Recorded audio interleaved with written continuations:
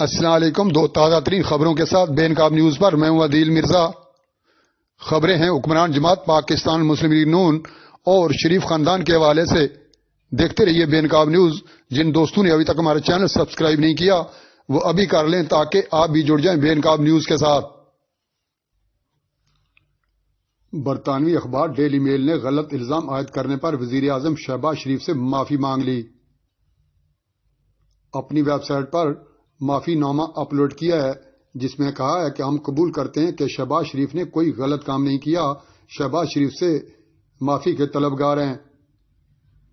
جی ہاں، برطانوی اخبار ڈیلی میل نے غلط الزام عائد کرنے پر وزیر اعظم شہباز شریف سے معافی مانگ لی ہے۔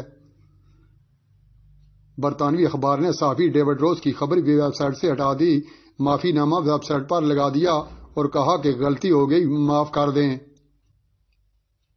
14 جولائی 2019 کی خبر میں شہباز شریف پر 2005 کے زلزلہ متاثرین کی امداد چوری کرنے کا الزام لگایا گیا تھا۔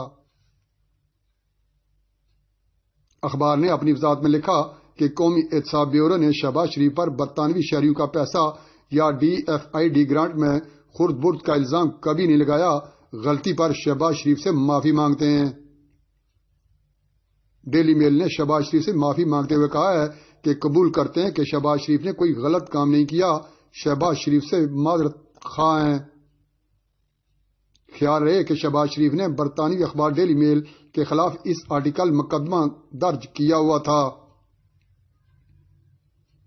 شہباز شریف نے موقف اپنایا تھا کہ مضمون سے ان کی ذاتی اور پیشہ ورانہ ساکھ کو شدید نقصان پہنچایا گیا۔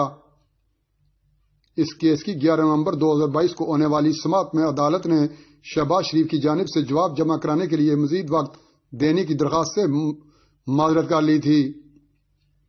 عدالت نے موقف اپنایا تھا کہ اس مقدمے میں ڈیلی میل 9 بار عدالت سے تاریخ لے چکا ہے اور اب شہباز شریف کے وکلاء عدالت سے جواب جمع کرانے کے لیے مزید وقت مانگ رہے ہیں۔ عدالت نے شہباز شریف کو مزید وقت دینے سے انکار کر دیا تھا۔ اس حوالے سے وزیر اعظم شہباز شریف کا بھی موقف سامنے آیا ہے جس میں انہوں نے کہا ہے کہ جھوٹی خبروں کی عمر کم ہی ہوتی ہے۔ انہوں نے کہا ہے کہ ڈیلی میل کی خبر سے ثابت ہو گیا کہ جھوٹ کی کوئی میعاد نہیں ہوتی۔ دوسری خبر بھی انہی کے بیٹے کے حوالے سے ہے جہاں اسلام آباد ہائی کورٹ نے FIO کو سلمان شہباز کی گرفتاری سے روک دیا ہے۔ اس حوالے سے